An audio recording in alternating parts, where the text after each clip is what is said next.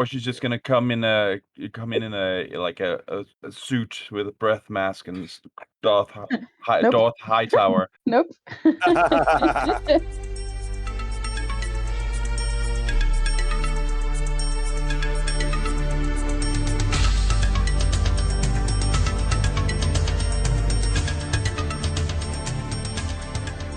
Hey everybody, this is Vassals of Kingsgrave, and we are Wolfcast.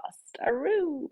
We are vassals who are typically in Europe, but also with our friends from the US on occasion, here to discuss House of the Dragon, episode 6, titled The Princess and the Queen. So highly anticipated because it had the cast change. And it also has the title of one of the original short stories that this is based upon. We could potentially spoil anything in George R.R. Martin's work, but we will not be spoiling Game of Thrones beyond where it surpassed in the A Song of Ice and Fire series. So if you stopped watching and don't want to be spoiled for that, you are in safe company. My name is Bina 007. I'll be your host today. I'm also one of the curators on Vassals of Kingsgrave. As you've probably figured out if you're a new listener from the ever-rolling, changing number of presenters, we are a community-hosted podcast, which means that we gather and form and assemble to discuss whatever we find interesting in the moment. There's a usual rotation of people, but we have got a couple of us who are titled curators, and all that means is that we have oversight of all the content, usually do a lot of the editing, and insofar as there's any policy to be set, we're the guys doing that. And I think it's fair to say that we've got a good spread over regions, continents, age bands, and hopefully when people join the podcast, I joined back in 2012 when it started, and we have newer members too. So we thought what we might do is do something we used to do back in the day, which was introduce the people who are hosting the podcast. Let them tell you a bit about how they got into A Song of Ice and Fire and George R.R. Martin and who their favourite character is. We're not going to do everyone because that will take forever, but we will rotate round in the next couple of episodes. So today I'm going to start off with Mary and then Patrick the Tall, who are both curators on Vassals of Kingsgrave. So over to you, Mary. How did you get into George R.R. Martin and find this podcast? And who is your favourite character in the world? So not just Game of Thrones, but in the entire world of George R.R. Martin, including this show. Oh, damn. I forgot that we used to ask that question, and that's the worst question ever, right? And I haven't thought about it in years. So I'm Mary. I'm from France. I got into the books when the show started. I think I was like, I don't want to watch that Game of Thrones show if I haven't read the books first. So I got into the books. And then I found out about VOK through a friend of mine who used to listen to you guys and just sent me an episode. And I was like, these people are cool. And I was in 2016. So I joined the group eventually and started hosting as well and chatting with all of you nerds about basically everything. My favorite character, oh god, this is really hard. Yeah.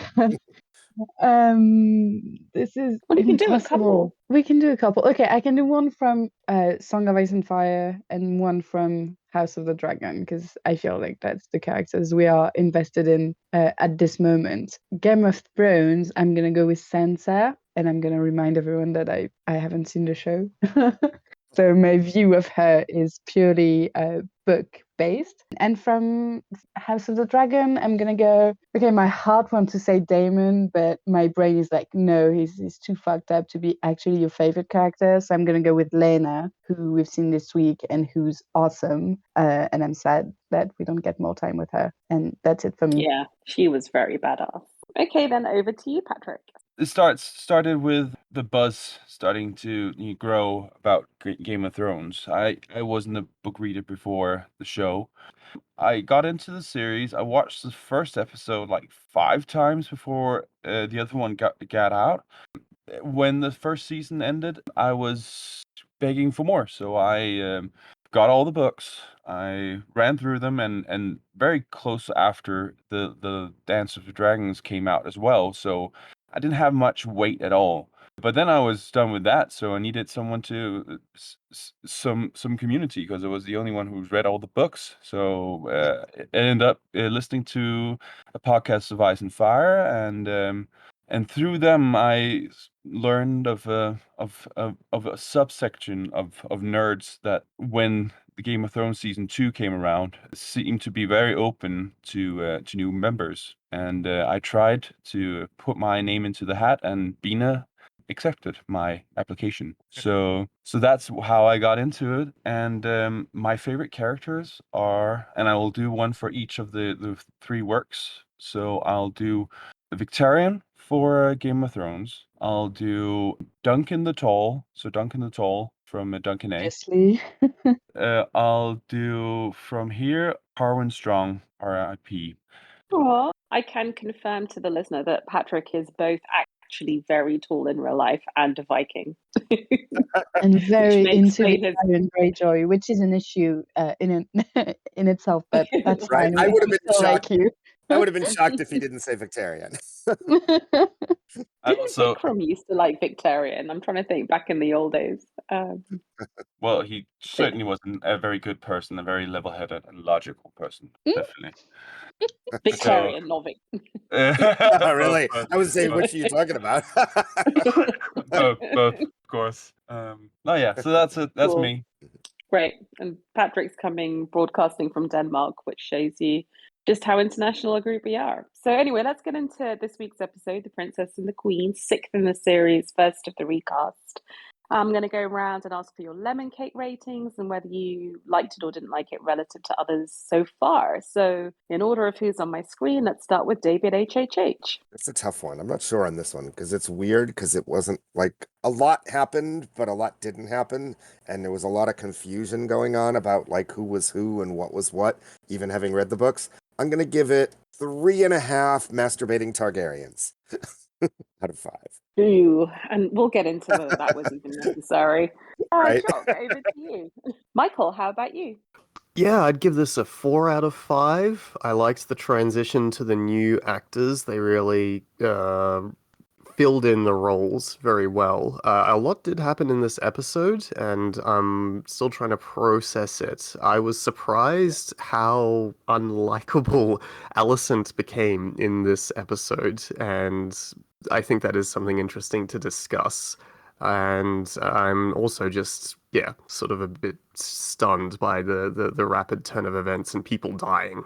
Yeah, I think I'm with you, Michael. I kind of overall did like it, but I found a lot of it quite rushed, and I don't know. I think I'll have to judge this one after I've seen other ones. Like, it just feels there's so much new. It's almost too soon kind of get my bearings on it. But there were problems. Number one, the exploitative depiction of birth I felt went too far. The masturbating Targaryens unnecessary. A lot of it just felt like I'm not sure what you're trying to do with this. Maybe lower than you then. Maybe more like a 3, I think. Jock, how about you? Yeah, I'd probably give it a 4 out of 5. I'm not too fan of how dreary it's getting. Was kind of hoping in the adaptation they would have made up some more humorous scenes or something just to keep the tone a bit lighter than Martin's world kind of allows for. Other than that, quite a bit of death. Nice to see the Curse of Harrenhal in action. Yeah, I mean, it's maybe they thought the masturbating Targaryen kid was the comic relief. I don't know, but you're right. This is Yeah. very Door, and so Yeah. is Rings of Power. Neither of them actually have much wit or lightness. We miss that Jaime Lannister, Tyrion Lannister, and even I guess Arya Stark at times mischief. Mary, over to you. I'm gonna go with 4.5 lemon cakes, and not masturbating Targaryens because I'm against that new way of counting. But 4.5. I really liked it. It was rushed and a lot of things happened, but it didn't bother me like it did last week, where I couldn't understand the implications for the characters. In this episode, we get a lot of things, but we also get very interesting moments about a few of these characters. So that works for me. I thought they all got into their roles quite well. We have so many children we have to keep track of, but Like Yeah.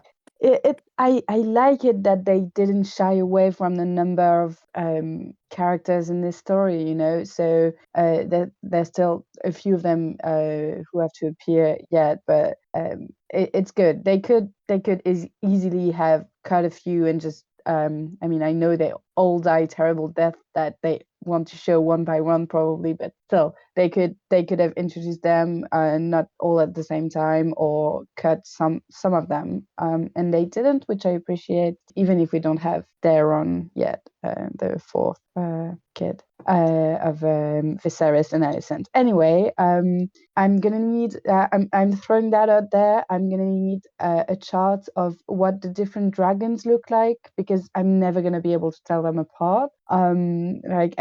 I recognize faces easily enough, but the dragons are another thing. So help me with that. Yes, I really liked it. Well, that's great. It's good that we're getting a range of views. Patrick, over to you. I'm happier this day than I was last week. It's less Game of Thrones and more its own, which is good, I think. I get a feeling that this more feels like a thriller in some sense. Like I feel like I feel angst for every episode and for all the characters that I'm now seeing, all the children. If you don't know, guys, I do not enjoy violence against children, so maybe I shouldn't watch this series, but it fills me with angst to see all these kids who has to somehow, at some point die. Or, well, spoilers.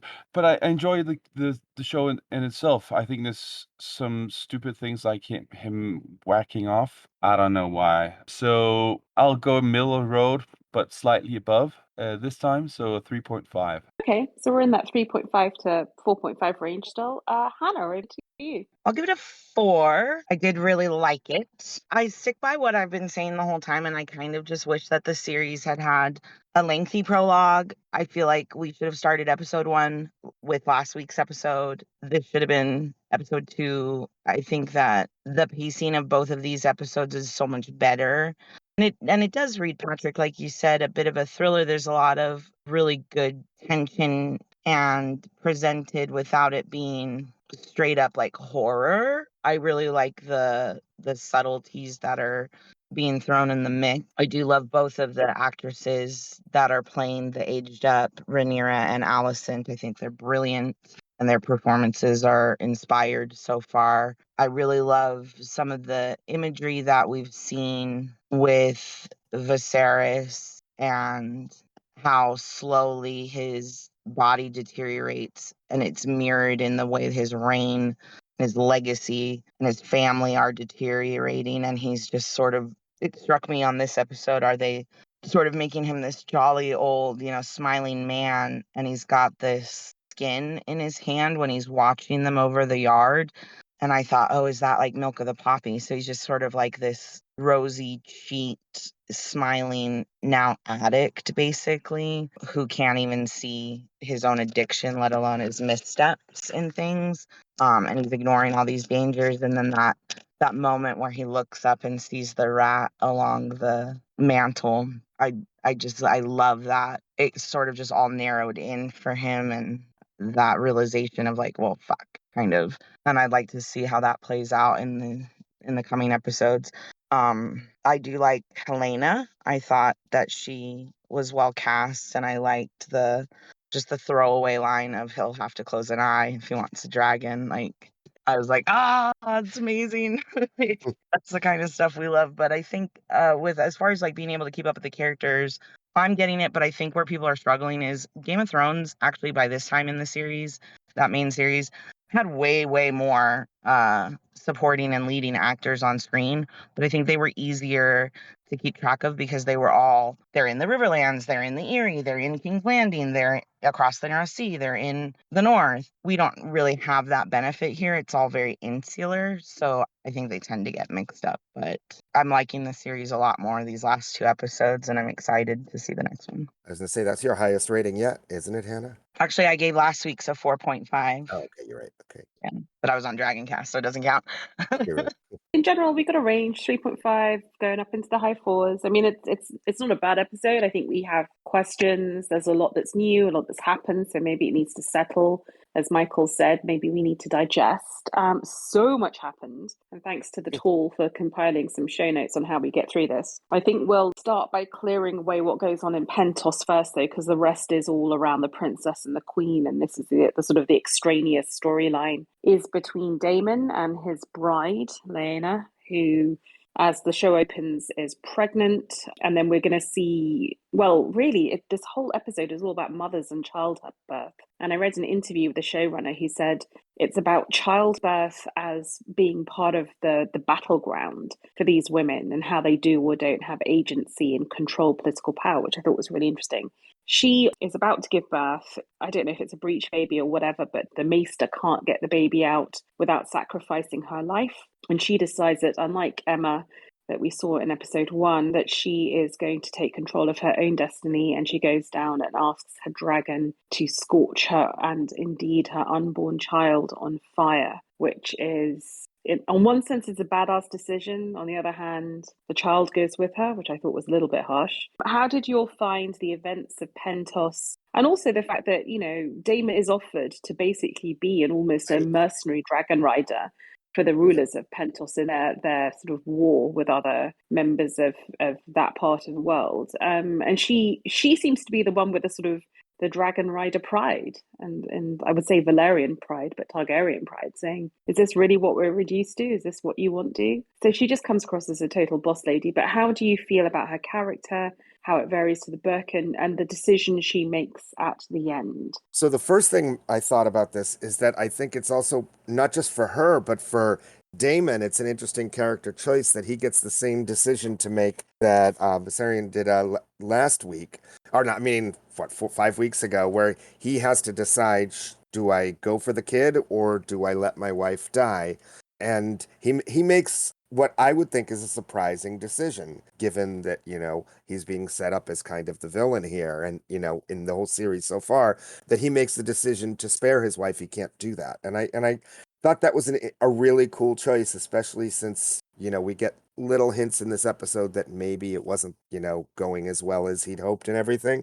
So that, for him to make that decision and then her to make the decision she did, which was pretty badass, yet depressing as all fuck. But, I thought there was some nice character choices there all around, and we'll see where that leads us in the future. I mean, yeah, that episode definitely, in that scene specifically, it definitely helped to rehumanize Daemon a bit. I'm not sure he actually made the decision. The way I read the scene was that, yeah, he would have gone for no, you're not going to cut into my wife, but he didn't really have the time because she just left the room because she was hearing this conversation. But maybe I was just not concentrated enough, and he did choose. But in any case, I think I thought the same as you, Bina, that it might be perceived as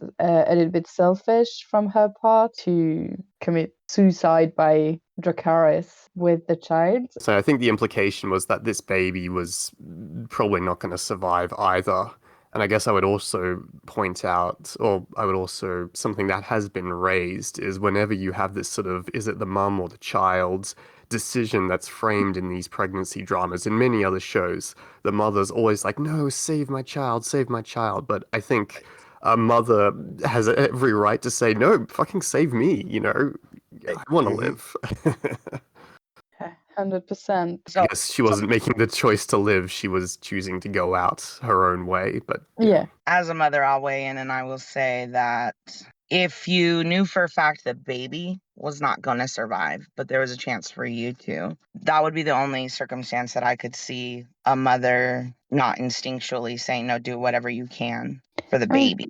Yeah, because you've got the other kids to mother and parent. Unfortunately, in Right. this world, that's not a choice. That's not. There's no procedure to be offered to allow for that. And the way I read Daemon's reaction was taking in the information, and he turns to her, and he like almost shakes his head, but he doesn't shake his head. And I think it's the way I read the performance was, that's not a choice I can make. I'm refusing to make that choice. Then he turns to her, and I could see how I delivered a pretty large baby with no drugs, completely natural. I could see how you're really not in your right mind making good choices though in that kind of pain. Yeah, exactly. You get a wide berth if you're about to or going through or have just been through childbirth, I feel.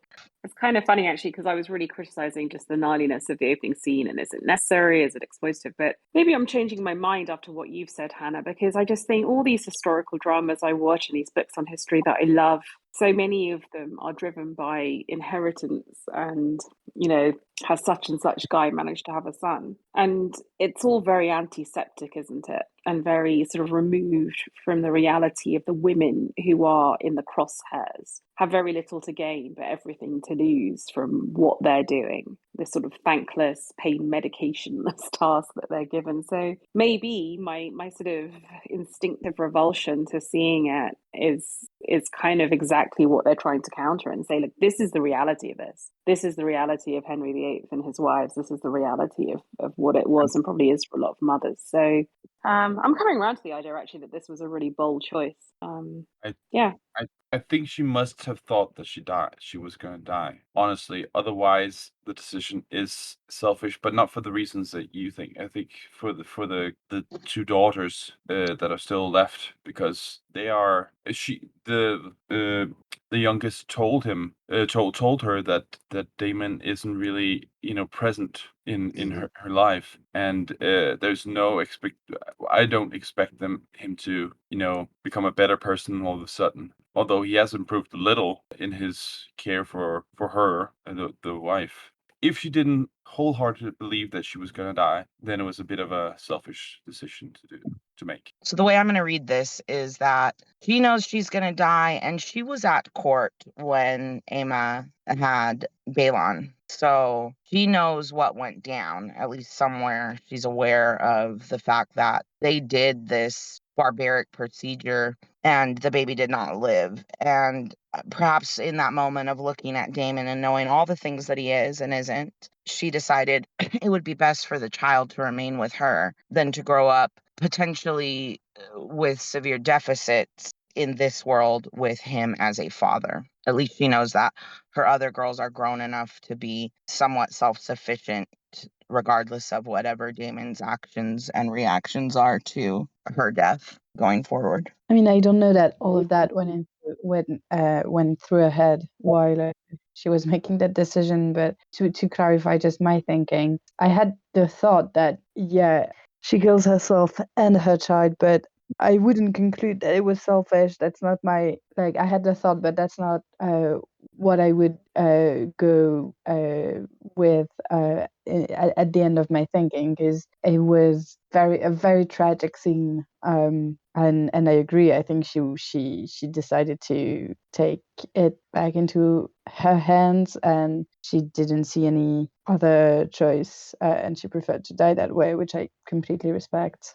On the girls, I actually I liked the fact that in just a few scenes we get a bit of the personalities and how Baela is feeling neglected by Damon because because her dragon hasn't hatched. And that, like, the dragons are a big theme obviously in the show, but in this specific episode as well, like we can see how they represent power, and all of the kids want them, and not just because it's a nice pet to have, because it clearly isn't, but because it sets them apart and they don't feel as powerful and without. So I like that they did that with these two girls as well, in parallel of the boys in King's Landing. Yeah, I mean, I have to say, I think if there's any chance the child could have been saved, I still think this is a selfish way to go. I know that comes across as really judgmental.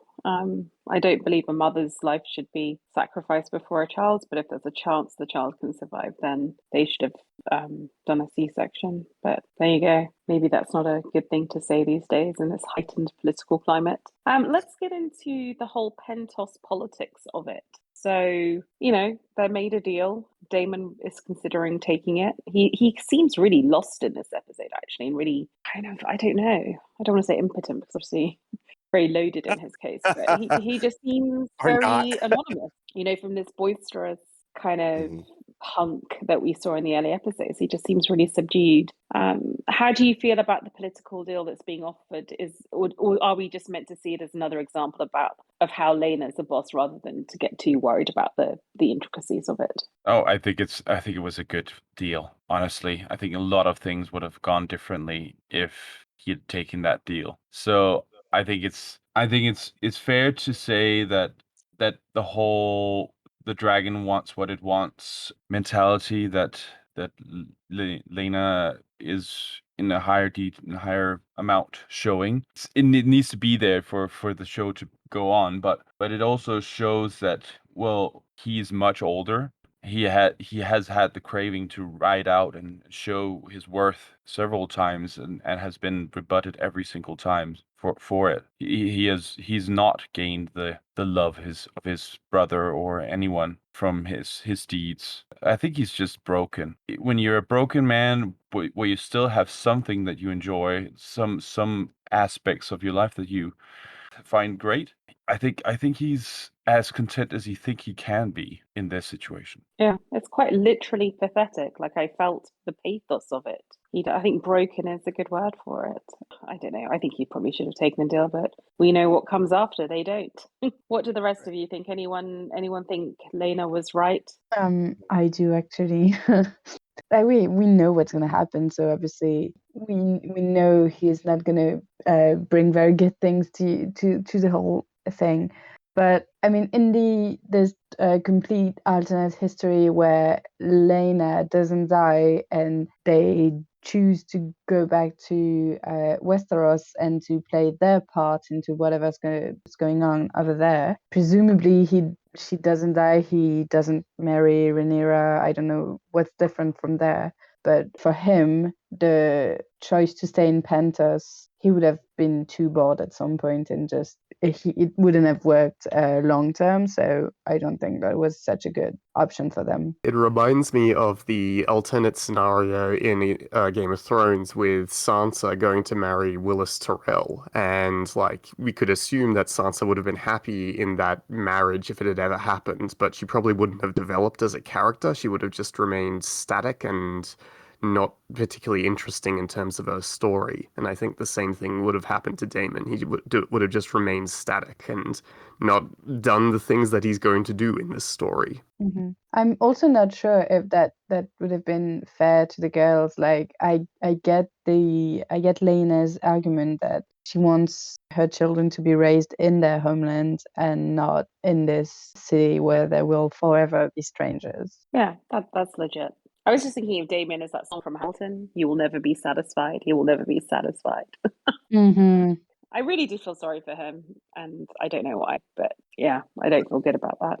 Okay, well, let us head back to the Red Keep, and as the episode opens, we have Rhaenyra giving birth to her third child, another son, who will not look like his father, and who will be named Joffrey after the apparent father's former lover. So that's not weird at all. It's a Right. gnarly birth.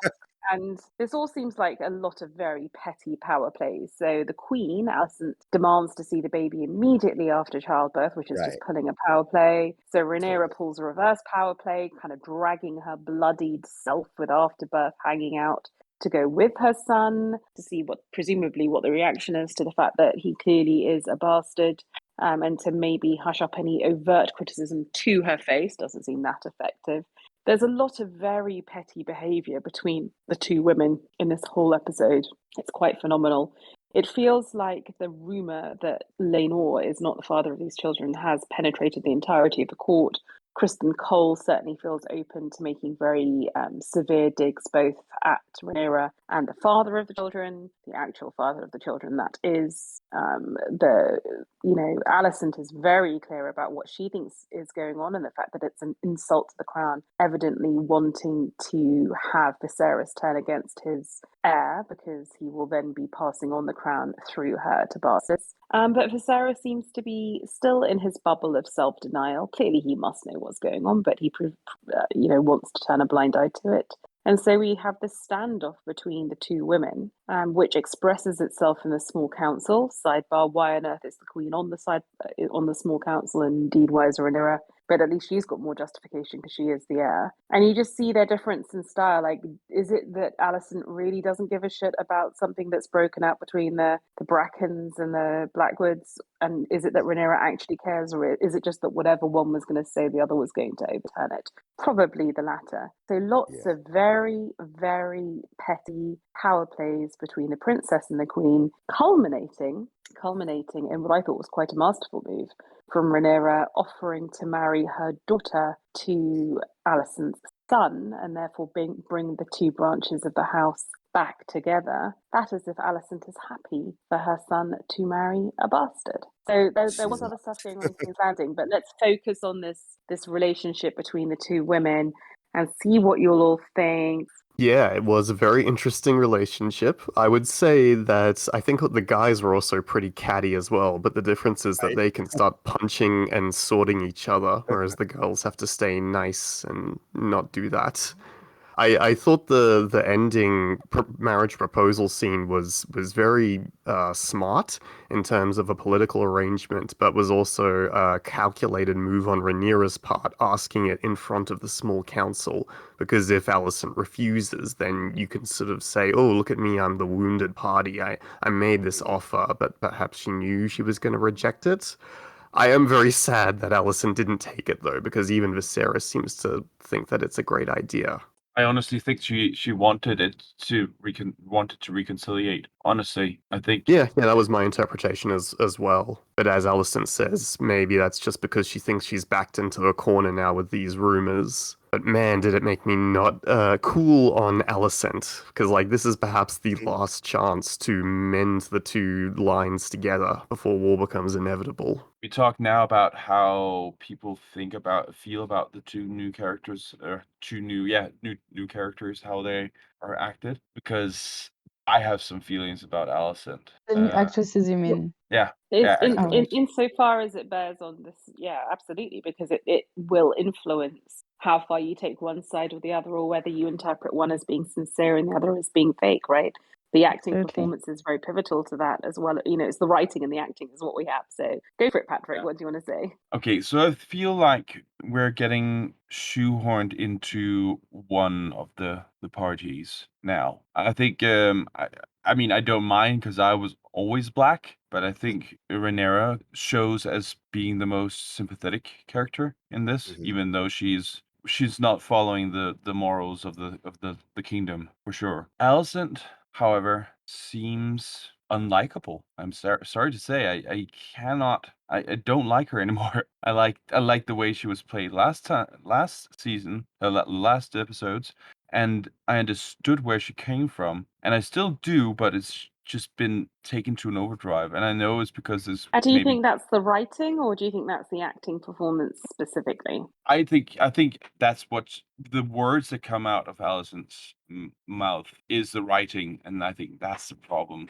It's not the micro acting. It's the obvious choices that the director has taken that sort of very heavy-handedly signals that she is gonna be a villain in this. See, I have another perspective on this, which is the only other thing I've really seen Olivia Cook in, who plays Alicent, is a recent adaptation of Vanity Fair, in which she played the incredibly famous heroine Becky Sharp in English literature. And Becky Sharp is another quite interesting character because she is a manipulative, maybe prostitute who is just cutthroat and greedy and wants money and is socially upwardly mobile and not to be trusted. But Becky Sharp is also incredibly charismatic, and she is the heroine of the book. And you want Becky to succeed, even though her schemes are devious. She's so witty and vivacious and full of life and so smart, so much smarter than everyone else around her, that you really want her to succeed.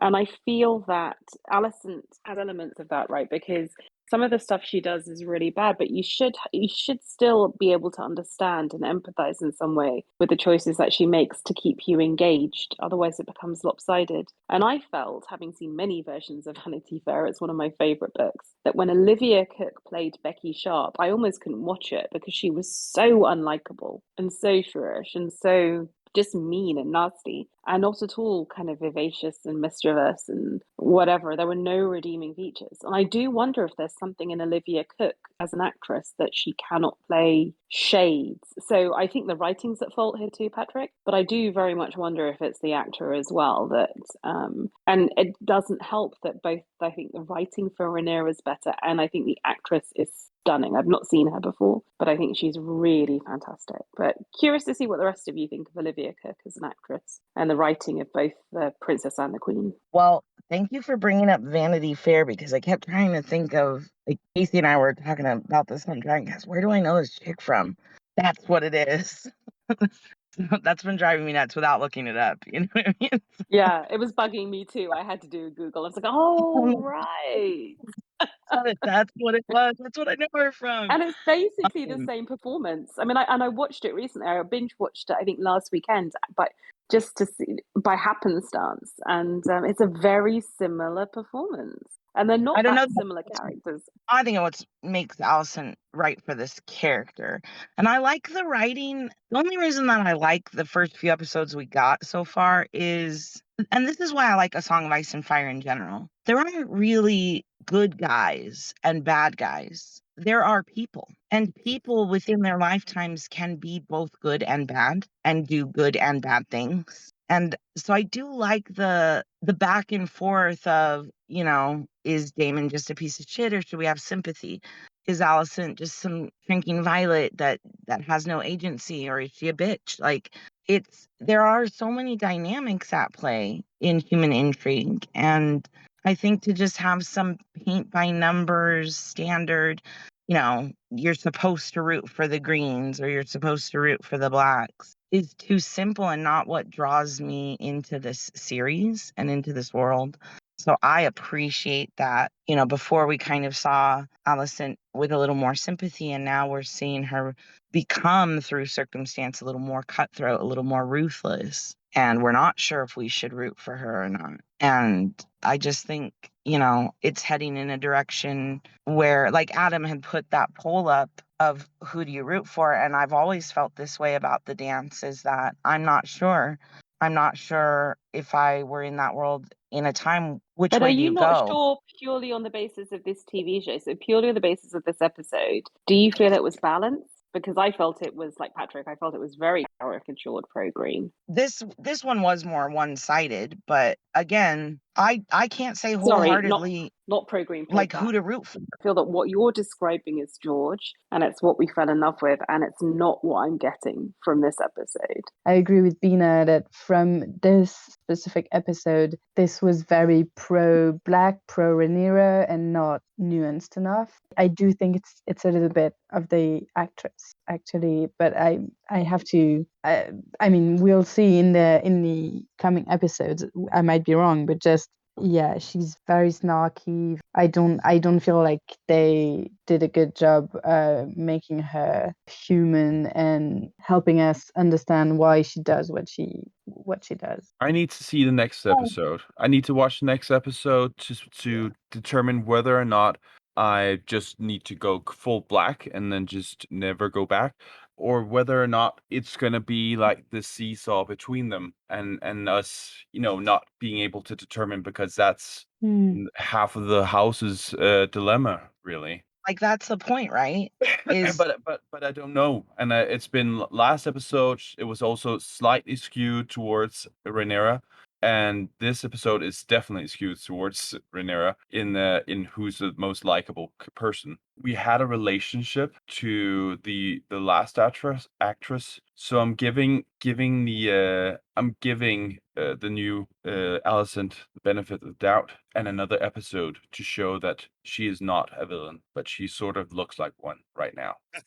Right. Well, let's go to Can the other elements of the story, because that might shed some light on things. I mean, we've got Interestingly, you see the development of a relationship with Kristen Cole. He seems to be just as spiteful as Alicent and, Right? goads Yeah. Alicent's son into basically beating up a defenseless kid, which is not particularly honourable. If his whole shtick the last time we saw him was, "Oh, poor me, I have no honour," well, this isn't particularly honourable either. So Right. that's just like pretty despicable. And then we have her relationship with Larys Strong, which is fascinating because clearly he is the master manipulator. He was in the last episode, and he is now.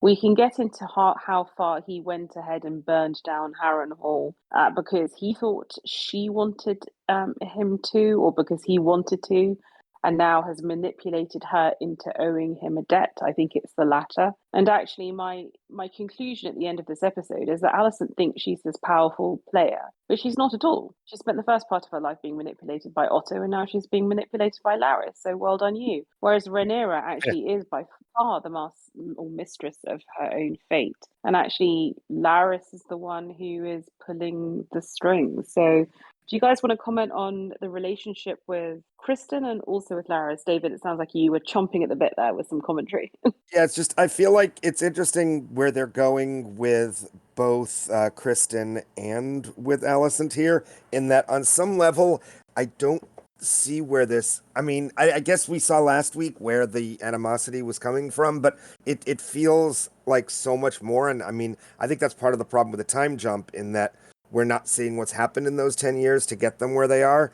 And something I'm interested in, if this is meant to be a motivation, is that in an interview I was reading just before, I think it came out just before the last episode aired, the Alicent actress Emily Carey has a comment in the interview which I had found interesting, and I didn't catch at the time. I read this like yesterday, and where she says that one of the reasons she felt betrayed was that she said that her character, one of the reasons she was upset with Rhaenyra is that she slept with him, and that she meaning Alicent was in love with him. And I wasn't clear if she was hinting at Kristen or Daemon, but I think it was meant to be Kristen. So did anyone see that? Like, I I didn't think she get was that getting at at. all. I'm wondering if that's part of what's bringing this, like, especially with the two of them getting so close now, and like, and being so bitter and angry, if there isn't something unofficial, at least behind the scenes, going on between the two of them. I Is just that what think they it's were an going at? epic fail. Whenever we're having to look at showrunner interviews and actor and actress Right. interviews to Right. figure out what's going on, that's a fail. If there's jealousy, I think it's less about a specific person than, oh, I fancy Damon, you slept with him, or I fancy Kristen, you slept with him, than the very idea of sexual agency. I think it's more jealousy that I have to shag Viserys and have his kids, and I have no sexual fulfillment in my life whatsoever, and you're going off being very sexually independent and being sexually fulfilled. And there's envy there, and she's enjoying her sex life. So I feel that even now in this episode, basically she's flaunting the fact that she's getting good dick in front of Alicent, and Alicent doesn't like it because she is not. To be But I mean, crude. is she really though? But to be fair, is she? I mean, it's not her fault how the babies come out. Like what? I mean, in what way is she flaunting? I mean, I think she feels that she's flaunting. I think Alicent feels that Rhaenyra is, but I don't feel like she Oh is yeah, in no, any I don't way. think Rhaenyra is flaunting anything. I just think that Right. ultimately Alicent is very jealous of Rhaenyra because she knows that Right. Rhaenyra has taken a lover and is sexually fulfilled, and she is not. And she's been in this marriage now for 10 plus Right. years, and Right. the only sexual partner she's probably ever had is Viserys. So she's probably never had an orgasm. So yeah, she probably is Yep. bloody pissed off and frustrated at this point.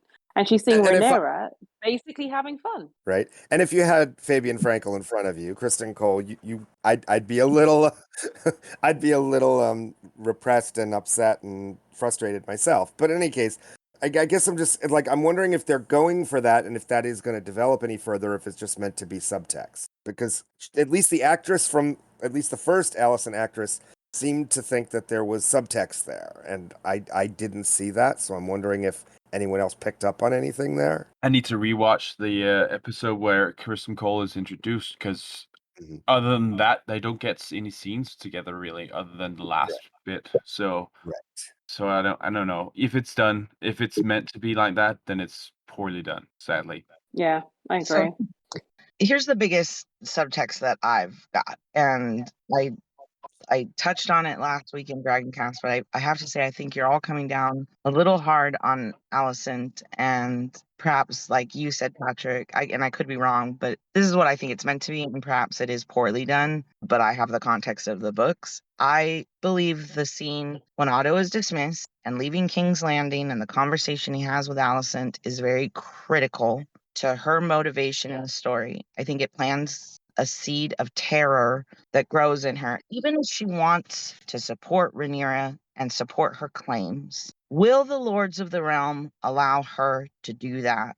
They could use her children as pawns in a Game of Thrones. And the more missteps Rhaenyra takes and the more wild oats Rhaenyra sows, it makes that more and more likely to happen. So if she is But someone that one conversation is carrying a lot of weight then, isn't it, Hannah? Right. And I would Well, say I that, think so. I think I mean, Sarah, think Dr. Blood, said it on the purpose. Discord where she said, she's becoming a self-fulfillment prophecy right now. I mean, there is probably a world in which she could have bent the knee, pledged to support, and been fine. But she's just becoming, by her actions, she's becoming less and less secure. But like Lee says to Rhaenyra, will that actually be allowed to take place? If they want a man on the Iron Throne, they'll find a way to get it. They're not going to allow a woman to sit it. And I can but she has heirs now. Is that going to matter? And again, the whole presupposition was that she would have. The whole presupposition was that Rhaenyra would have male heirs, and therefore she could, if worse came to worse, reign as Queen Regent while her son came of age. Of course, now having bastards puts a bit of a spanner in the works. But Alicent wasn't to know that at the time. I think she has serially miscalculated. I think in her relationships with Larys Strong, she's shown herself to be basically tactically stupid. And yeah, I am coming down harshly on her in this show, not in the books, but in this show. I think they're depicting her as a lost little girl who is manipulated hither and thither and is playing the Game of Thrones incredibly badly. She's out of her mind with Terra. And Really? Or is she just a narcissistic, petulant little girl? Like the way she goes, yes, but he would have been on my side on the council. I think that was the real Alicent, wasn't it? Oh yeah, I thought it was more like she wants to feel like she has an ally, like a true ally. In any case, she's in her own world right now, not trying to check in with Rhaenyra, and maybe even finding out that Rhaenyra has never really wanted to oust Alicent at any time or her kids.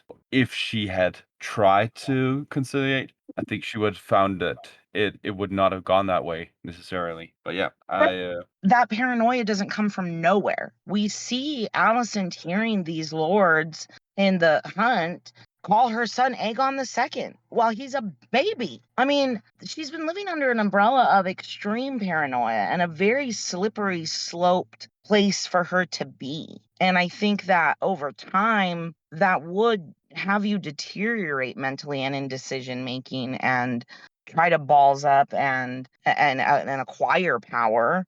She's just doing a lot of, it's miscues, but perhaps I'm reading into it too much with the book perspective, but I think that this is what I've always loved about the dance, and it's what frustrates me about the dance is I don't think that there is a side that you can just come down and say like, well, they're right and they're wrong, and you should root for this person, because it's just such a complicated fucking thing. Viserys should have either not gotten remarried or he should have changed the succession once he had a son in an effort for political stability. And I'm not saying I agree with that misogyny. I'm just saying those are the parameters in the world that you live in.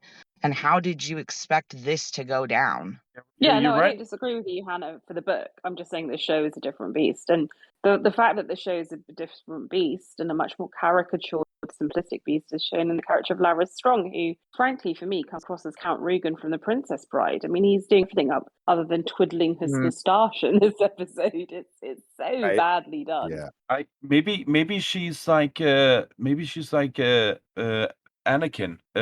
She's as you'd say, she's paranoid. She's already been put down in the dark path, and she's sort of Larys is trying to make decisions for her to get her beyond the path of no return. Yeah, I think that's maybe the character I see, because also there's an obvious argument to say that the Sith, or at least Anakin's point of view of the Jedi, was not necessarily completely wrong. So yeah, well, new canon for me, head canon in this show at least. She's Anakin. I would argue Well, I think prequel Anakin was a poorly written character, so yeah. There you Yeah. go. Well, then it fits even better. I think they did a good job in the first few episodes to make her more likable, Alicent. I loved both young actresses, but I found Rhaenyra's actress to be a bit cold, a bit indifferent. That might have been the way she was written, and in which case she was very good at that. Whereas young Alicent was more warm, and I was touched by her performance and her life, and what she had to do. With the older ones, I feel a bit the opposite. I absolutely Yes. loved Emma Darcy for Rhaenyra, and I think she's great, and she brings something new and more nuanced actually to the character than the young actress did. But for Alicent, for now, I don't see it. But maybe you're right, Patrick, and they're gonna do one episode skewed in one direction and the other one, the next one in the other. But I'm not sure. Considering what's likely to happen in the next episode, no spoilers, of course, I could see next episode being a very pro-green or anti-black episode. Yeah. Or she's just gonna come in a like a suit with a breath mask and Darth Nope. Darth Hightower. Nope. Are you disappointed in how Harrenhal played out and that it was not ambiguous at all? It was just very clear that Larys Strong did it. I was disappointed as well. I was hoping for more ambiguity. They've done a lot of Larys was always my primary suspect, but even then, I think this was far too on the nose. You have like 3 or 4 scenes where they really narrow in your focus to go, oh, those were the guys, and look at the sigils they've got. Like, there's not even an Easter egg for me to go find and make a video on about who burned down Harrenhal on YouTube. Right. 1,000 YouTubers, sadly. Well, I think dead. that's also one of the differences between this show and the original story being a history, and that, you know, in the books, remember, this is all done in third person as a history from a maester living later. Who would have actually known this? That, you know, exactly who did it and why? That would have that maester would have had access to be writing the history. Like, it's probably in the real world. I mean, even in this world that we're watching on the show, you know, as we're seeing it, who would know? Who would know that Laenor did it? You know, I mean, we all know. Not Laenor, I mean, you know what I'm saying.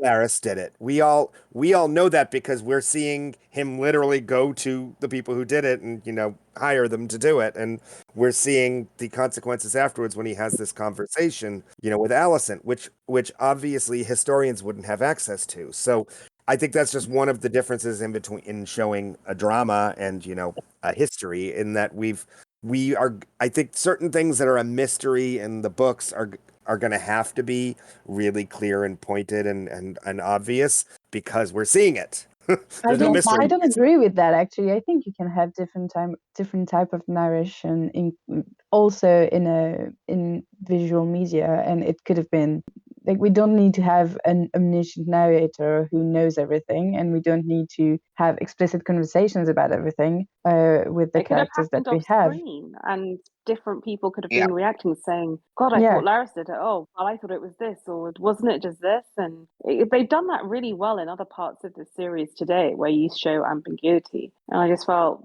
that's a choice. That's a real narrative choice to make Larys Strong the unambiguous villain in pantomime style, and it speaks to everything that I found more crude in storytelling terms than the books. Am I the only one who was in doubt of whether or not Kristen Cole and Rhaenyra had been together, just from the books? Yeah, Yeah, same. that's speculation and, Yeah. you know, there's strong rumors, obviously, Yeah. but Oh, that's strong rumors for sure. it didn't, well, it didn't bother me to see it be like, okay, yes, that's a thing.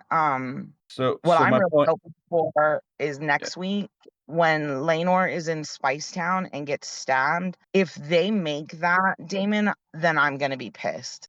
Yeah, If I mean, they show Daemon like paying Carl to do that, Carl Cray, I'm gonna be fucking pissed off. Yeah, I mean, I think this just shows that this show wants to tell it. You make it very obvious what's happening. I think for me, both Larys killing his family and Rhaenyra being with Kristen Cole was always a question. I didn't think at all any time really that it was actually Yeah. happened. Well, and And Rhea, like her death and Damon's yeah. involvement as well. Like, Well, that's different for me. But though the two others at least, are so on the nose that I think it is sort of bad. I mean, it is clearly a way to simplify the whole thing for them.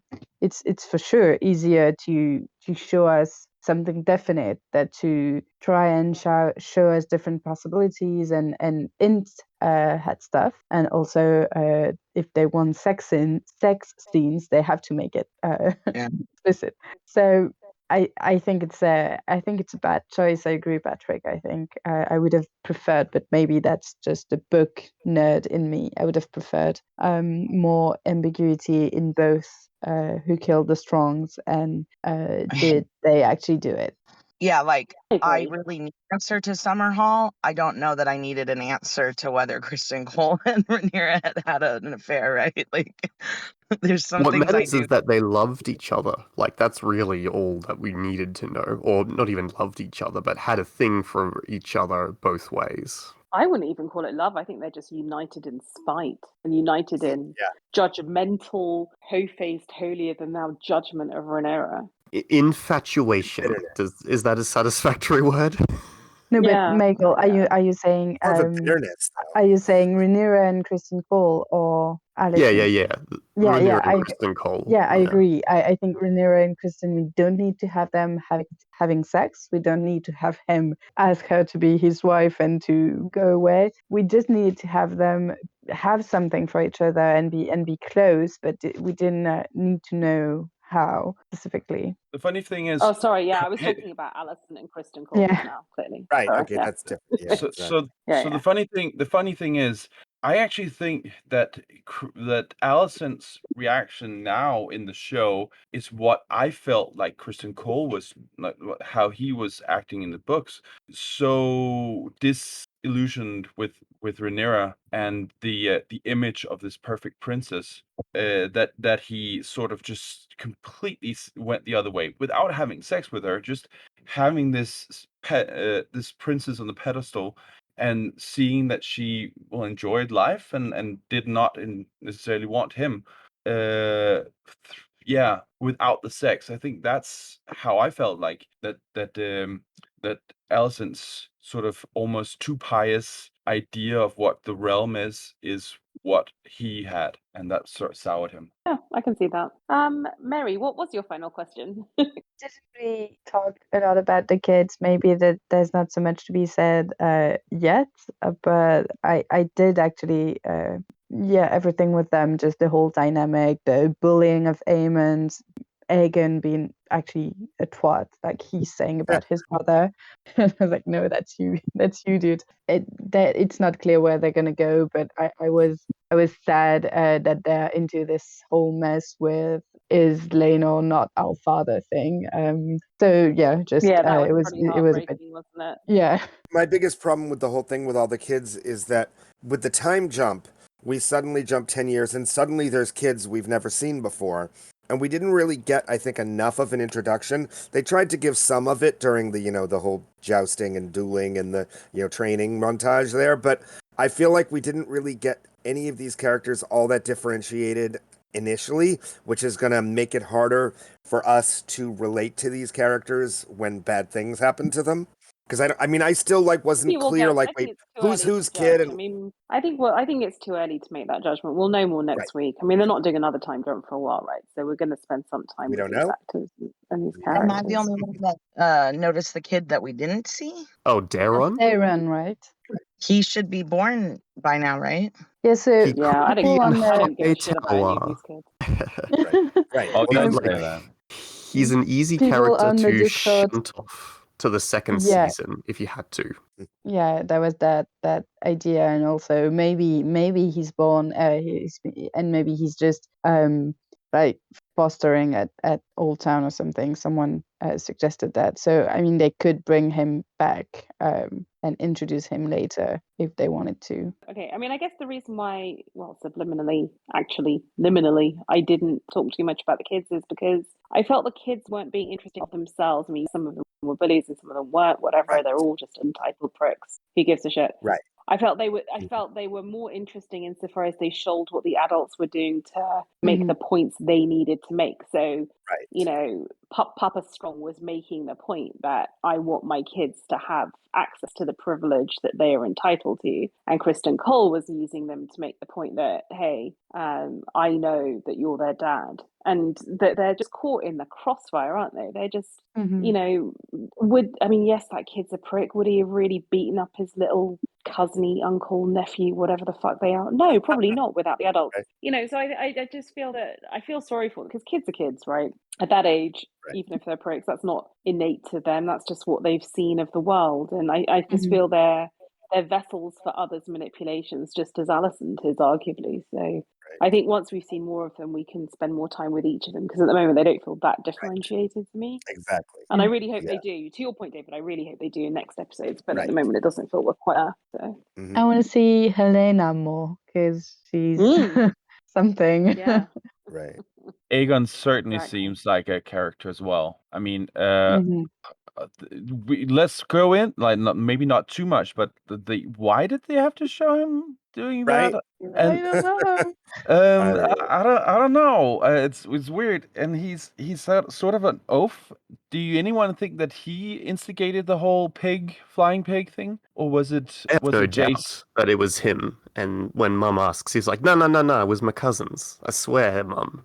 Yeah, but then again, I feel like he's so easily manipulated that he might as well just have gone on with it with the other people. I'm I mean, with he's just a Michael kid on doing a this. practical joke. I don't think you can overread into it at this stage. And it wasn't particularly Personally. bad as a joke. Like, they're I not No, think it's it's hitting funny. hilarious. him. It was funny. That's the Yeah. sort of shit housery I would have done at school. Yeah, absolutely. I mean, I, and I was here for it. I really was. I just thought it was quite innovative and inventive, the pig. I really thought that was funny. I'm a bad person. yes, but so Yeah, am I. it felt bullying to me. I did Oh, appreciate the man. dragon pit scene, where just you have no clear delineation of these kids into their factions. They were all just sort of having fun, mutually bullying Aemond, but you couldn't see the factions being drawn just yet. Yeah. Yeah. And I think Yeah. Kristen just comes across as really bitter in this whole bit. Like it's like he comes across almost petty. Like, well, she dumped me, so now I'm gonna like bully her kids. Like, Oh, yeah. He Also, comes across as a total arsehole, definitely. you know. Eamon is already looking very bitter. Yeah. He is gonna be a small, very bitter, very angry person that is gonna do some bad stuff. Having been bullied as a child is no excuse for being a psycho when you grow up. True. Bina, you meant to impress on us your knowledge of British history and Jane Grey and Mary and whatever. Someone asked and you said, I will talk about it on Wolfcast. Yeah, I wasn't planning to, but only because Stephanie asked about it on the Discord. Listener, do come and join us on the VOK podcast Discord server. You can find the link on our websites and on the YouTube page and various other places because that House of the Dragon spoilers chat is alive and popping. And Stephanie was asking about the relationship of Alicent and Queen Mary to Lady Jane Grey and the idea that Jane Grey was someone who was placed on the throne after the death of her cousin and was queen for 9 days. She wasn't actually crowned and then was ultimately killed by a reverse coup or executed. I was going to say, the gist of it was that, like, Jane Grey did not want to be queen. These were a bunch of, like, scheming lords that were trying to put her in front of Queen Mary. And initially, Queen Mary was like, I'm not going to kill this little girl. She had nothing to do with it. But then eventually she felt that she had to kill Jane Grey for reasons. Political pressure, I believe. Yeah, so I think Jane Grey was incredibly young and definitely was not, well, insofar as we know, given the paucity of Tudor historical sources, I think the common understanding is that she was very much a pawn. So if you believe that Alicent was a pawn of a Hightower, which I kind of think is probably where I land on this, then that there is an element of Jane Grey there. I think the difference is that Jane Grey never had the time to mature. She certainly didn't have kids. She was there for a very brief period of time. In terms of Mary, I think you can always also make the argument that she was also influenced principally by the court of her husband, Spanish king, and that this was all in the Reformation, right? So Mary was still Catholic, Lady Jane Grey was Protestant. And so this is all part of the battle of whether England was going to revert to Catholicism or was going to remain Protestant. Mary was older and certainly had more agency, for sure. But I still think she was ultimately, there was a limit to how far she could act independently. Like if she hadn't have wanted to kill her cousin, I'm not sure she would have been able to get away with that. And the reason why I think that this is very analogous and why she was forced into killing her is because if you look at the later example of Queen Elizabeth I, whose cousin was Mary, Queen of Scots, and I think there's good evidence that Elizabeth I had respect for Mary, Queen of Scots, and really did not want to kill her. I mean, really, really resisted pressure and resisted pressure and resisted pressure, even though Mary, Queen of Scots would sort of whip up rebellions and then her husband would whip up rebellions. And it was just all a shit show. But ultimately, by the end of her life, when Mary, Queen of Scots was fleeing Scotland and sought shelter in Northern England, Queen Elizabeth did have her killed. And I think that was very much under the influence of her courtiers. You know, Queen Elizabeth, an unmarried monarch, no direct heirs. Mary, Queen of Scots, had children, but was Catholic. And I think if someone even as popular, as powerful, as aligned to powerful interests of state as Queen Elizabeth I could not resist that pressure to kill Mary, Queen of Scots, then how on earth was Queen Mary going to resist the pressure to kill Lady Jane Grey? So maybe I'm arguing against myself because now it sounds like Alicent was right to be paranoid and this was only going to end one way. Right. Damn you, Stephanie! Anyway, that's the history. But apologies to anyone who knows the history that I just butchered. Any other questions, thoughts, comments, feelings about this episode? The one thing I think was really interesting that came out of this is that, remember the one big complaint that so many people had before the show even aired about this show, and particularly some of the more toxic fans had about why the Valyrians are black? And I think that it was really amazing and awesome that it turned out to be a very major plot point, because obviously now it makes it more obvious why the parentage of these kids is in question, and thus it becomes actually very important. So the thing everyone complained about turned out to be there was a very good reason for them to make that choice besides just the concept of diversity. Alicent, when she gets the baby, she pulls the swaddles back to see the hair. I like that. This is Martin genetics, isn't it? Oh no, the blonde hair versus the black hair. We're back in Robert Baratheon times. It's just hilarious. That's so funny. All of these characters of color have been excellent actors, and I think the number of complaints that was there before the show and is there now has just plummeted, or I certainly don't see it on the parts of the internet I go to. So, if the actors are just good at what they do, like, people won't complain. Yeah. Well, I feel like we're getting it more in the Tolkien verse and the Tolkien communities. It's still a bit more toxic there. I like how the Valyrians are not the only people of color we've seen in the green/black wedding. We saw a lot of guests that were of various peoples of color, and I appreciated that. I hope that Bridgerton is setting a strong precedent for just cast it and have diversity, and it doesn't need to be black or white. It can be a rainbow, and it will be beautiful if you've got talent, and people can just grow out of caring if we have enough content as future generations grow up under this being normalized. I think there's a big hope there for our society, and I love it. Indeed. Well, on that happy note, I think we'll wrap this up with a mighty Aru.